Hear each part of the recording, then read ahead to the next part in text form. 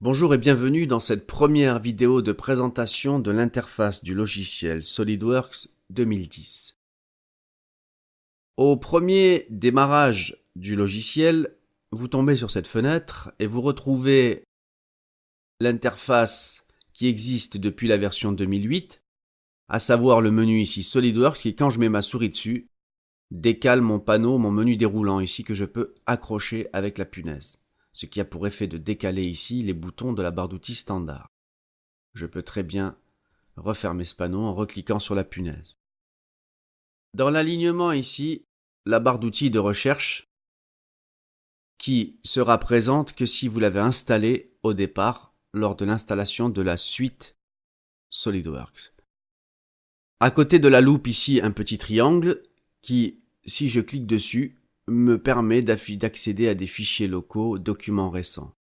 Dans Fichiers locaux, ceci a pour effet d'ouvrir immédiatement ici le panneau Rechercher qui vous permet de parcourir toute l'arborescence ici de votre ordinateur. Et je peux également ici, quand vous voyez une punaise comme ça, accrocher le panneau. J'en profite pour passer en revue ici les différents onglets de ce panneau que l'on appelle le volet des tâches, qui est constitué d'un premier onglet Ressources SolidWorks qui va vous permettre de créer un nouveau ou ouvrir un document, d'accéder au tutoriel SolidWorks. Ici, un emplacement réservé à la communauté qui va vous permettre d'aller communiquer avec les utilisateurs SolidWorks et également le portail client. Ici, une boîte ici qui vous permet de faire une recherche de ressources en ligne auprès des partenaires de SolidWorks. Et pour finir ici, une case conseil du jour, assez sympathique, qui vous donne un conseil et qui vous permet d'aller à un autre conseil si vous le souhaitez. Ça peut être intéressant parfois d'en lire. Si je continue ici, j'ai l'onglet Bibliothèque de conception, c'est la toolbox, on verra ça pendant cette formation, donc je ne vais pas l'activer tout de suite. On aura l'occasion de le faire plus tard. Ici, explorateur de fichiers qui permet d'explorer les fichiers ouverts dans SolidWorks, mais également sur votre ordinateur. L'onglet Rechercher, on vient de le voir. La palette de vue, cet onglet sera utile lorsque l'on sera dans les vidéos de formation à la mise en plan avec SolidWorks. Ici, pareil, apparence et scène. Lorsque vous voudrez changer les apparences ou les scènes pour avoir un rendu plus réaliste de votre modèle, vous aurez besoin d'accéder à cet onglet-là du volet des tâches. Et pour finir, les propriétés personnalisées. Donc, en fait, tous ces onglets appartiennent au volet des tâches qui peut par clic droit dans une zone vide ici être désactivé. Alors c'est en dehors de la capture, mais vous pouvez lire volet des tâches. Cocher, si je le décoche, je n'ai plus mon volet des tâches. La même chose pour le réactiver, volet des tâches. Voilà, là il est rabattu. Pour rabattre, il suffit de cliquer dans le vide. Alors, tout point de départ dans un logiciel, c'est bien entendu de commencer par un nouveau document ou ouvrir un document existant. Ici, nouveau document, la petite flèche m'indique bien qu'il n'y a que nouveau. Et ouvrir, il y a ouvrir et parcourir les documents récents. Souvent, vous aurez à ouvrir un document récent. Donc, ça peut être intéressant comme option ici, par exemple. Voilà, j'ai ici une liste de tous les documents qui ont été ouverts, créés récemment. Je peux créer un nouveau document. Ici, j'ai le choix entre une pièce, un assemblage et une mise en plan. Bien entendu, pour faire un assemblage, il faut avoir réalisé plusieurs pièces, ou au moins une pièce. Une mise en plan nécessite la création d'une pièce ou d'un assemblage. Un mode avancé ici qui permet d'accéder à des modèles et d'avoir des aperçus et différents types d'affichage. Je rebascule en novice, je sélectionne bien pièce et je clique sur OK pour commencer la création d'un nouveau document de pièces. Tout cela pour continuer la présentation ici de mon espace de travail. Alors la première zone ici qui occupe un maximum d'espace, c'est ici la zone graphique qui est dans ce grand carré ici au rectangle. C'est ici que vont se passer toutes les actions et c'est ici que vous allez travailler sur vos modèles de pièces, d'assemblage ou de mise en plan. Une deuxième zone ici, sur la gauche, ici, ce qu'on appelle l'arbre de construction, constitué d'onglets ici, comme vous pouvez voir, l'onglet arbre de création, Property Manager, Configuration Manager et DIM Expert Manager. Je ne vais pas rentrer dans le détail de ces onglets parce qu'on aura l'occasion de les voir bien plus en détail lors de certains tutoriels de cette même formation. Quoi qu'il en soit, cet arbre ici réunit toutes les informations de conception de votre pièce, de votre assemblage ou de votre mise en plan. Ce panneau peut être rétracté en cliquant ici pour gagner plus d'espace et on le rouvre de la même manière. En haut, vous avez ce qu'on appelle les onglets du menu du ruban. D'accord ? Ce menu, le gestionnaire de commandes, moi j'ai l'habitude de le mettre dans ce sens-là. Mais rien ne vous empêche ici, clic droit dans le vide, changer ceci. Par exemple, commencez par le désactiver ici, gestionnaire de commandes. Alors là, on retrouve les barres d'outils comme dans les vieilles versions de SolidWorks, antérieures à 2008 notamment, parce que le ruban a fait son apparition en 2008. Alors ça peut être sympa, mais c'est quand même aussi bien de compacter tout ça dans un gestionnaire de commandes, et vous pouvez reclic droit, utiliser des boutons agrandis ici. Voilà. Alors là, vous avez vraiment tout le texte qui va avec. Et quand vous serez familier de ces boutons, vous pourrez bien entendu ici décocher, utiliser des boutons agrandis. Moi, personnellement, je préfère pour gagner de l'espace. À cause de mes captures, je suis obligé de restreindre un maximum l'espace. Et qui plus est, je connais ces outils. Et même quand j'ai un doute, si je mets mon pointeur sur un outil, j'ai quand même ici son nom, ainsi que son détail, ce qui n'est pas négligeable. Alors je repasse en bouton agrandi ici par clic droit pour les besoins de ce tutoriel. Et je voulais vous montrer justement que ces onglets ici répertorient les outils concernant le thème ici. Si je clique sur esquisse, j'ai à disposition tous les outils d'esquisse.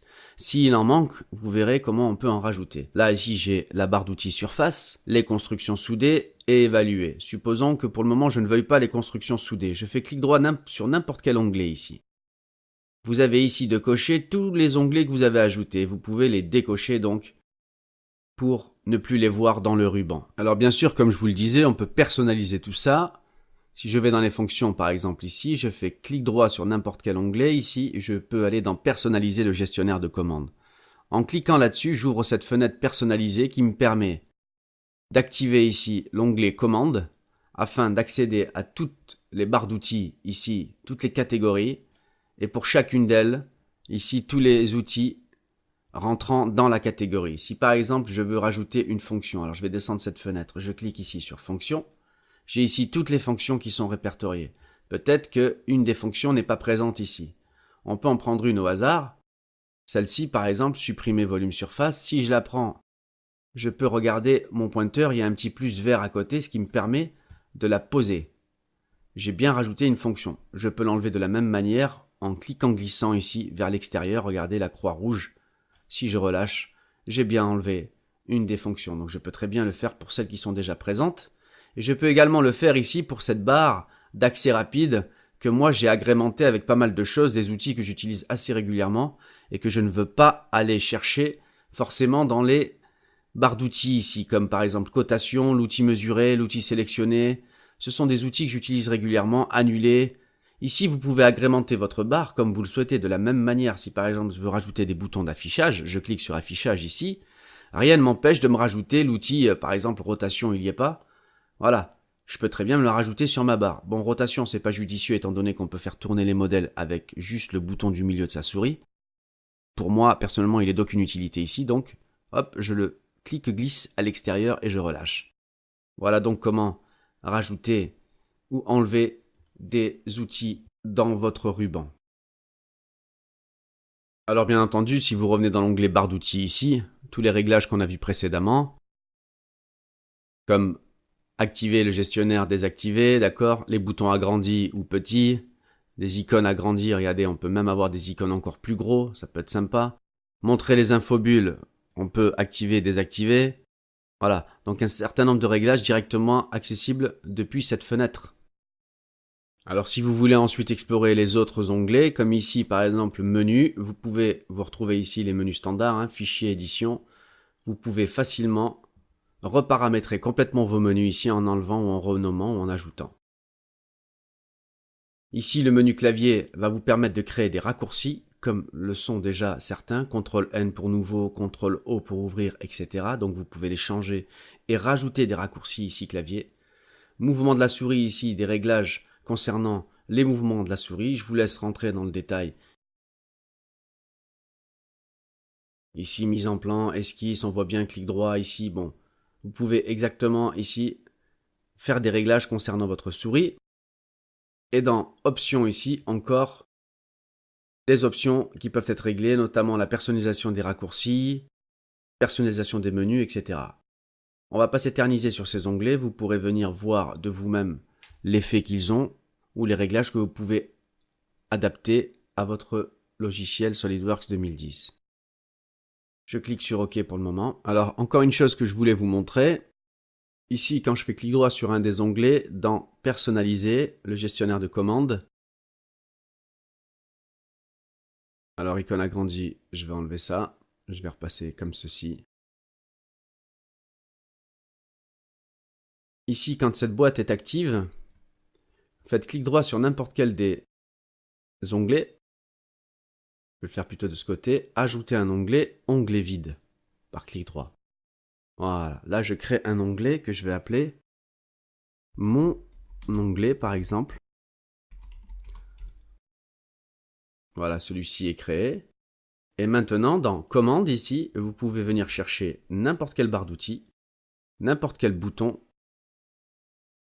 Par exemple, vous rajoutez votre propre barre ici, votre propre onglet dans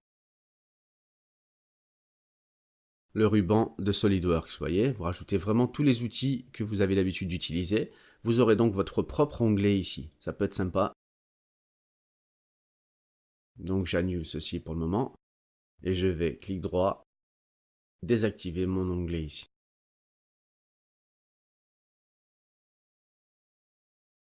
Alors je repasse en bouton normaux, clic droit, personnaliser, icône agrandie, je décoche et je fais OK ici pour confirmer. Voilà mon choix. Alors SolidWorks nous donne également la possibilité de déplacer des panneaux comme le gestionnaire de commandes. Par exemple, si vous vous mettez sur un des onglets, vous cliquez glisser, regardez ici, il vous montre les 3 positions différentes pour le gestionnaire de commandes. Il suffit de placer celui-ci en se mettant sur le symbole. Bien entendu, je préfère largement le placer au-dessus. Voilà. Valable aussi également pour l'onglet ici des propriétés. En cliquant glissant, vous avez la possibilité de venir placer votre petite fenêtre de propriété où vous le souhaitez. Parmi les choix proposés, ou le remettre en tant qu'onglet ici. Le volet des tâches que nous avons vu précédemment ici sur la droite s'ouvre en cliquant sur n'importe quel onglet. Si vous cliquez sur la punaise, vous le bloquez définitivement et vous pouvez aussi par cliquer glisser ici, le libérer, le rendre flottant. D'accord? Vous pouvez donc accéder aux mêmes onglets mais de manière flottante. Et on peut le remettre assez facilement en place et le rétracter en cliquant tout simplement dans le vide. Alors toujours dans le but d'afficher des choses ou de ne pas les afficher justement pour gagner de l'espace, il faut tout simplement ici dans le menu SolidWorks, aller dans le menu déroulant affichage. Et dans affichage, alors c'est en dehors de ma capture malheureusement, mais vous pouvez les voir. Vous avez zone de l'arbre, feature manager qui est coché, barre d'outils également, volet des tâches, motion manager, barre d'état. Si je décoche un de ces éléments ici, il n'apparaîtra plus dans mon écran SolidWorks. Par exemple, la barre d'état, si je clique sur barre d'état, vous voyez la barre du dessous ici a disparu. Je la refais apparaître ici en recliquant sur barre d'état, voilà, ici. Cette barre d'état est quand même intéressante parce qu'elle nous indique exactement dans quel mode on se trouve, si nos esquisses sont contraintes également. Bref, si vous voulez vraiment gagner de l'espace, vous pouvez accéder à ce menu affichage et vous avez également la possibilité de passer en plein écran ici avec la touche F11 et revenir en mode normal, encore une fois en appuyant sur la touche F11. Encore une des fonctions ici de SolidWorks que l'on aura l'occasion de voir bien plus en détail dans la suite de cette formation, c'est ici le bouton Options. Si je clique sur ce bouton, j'ai 2 onglets. J'ai les options du système, c'est-à-dire qui vont se répercuter sur tout SolidWorks, quel que soit le fichier et le moment où je travaille sur le fichier. Et propriété du document, ça, ce sont vraiment des options qui vont agir sur le document sur lequel on est en train de travailler au moment où on fait le réglage ici. Donc, il y a pas mal de choses. Par exemple, pour propriété du document ici, vous avez unité. Vous avez dû choisir ça normalement au départ à l'installation, à la première ouverture de votre nouveau document. Ici, millimètres, grammes, secondes. On peut très bien en changer. Hein.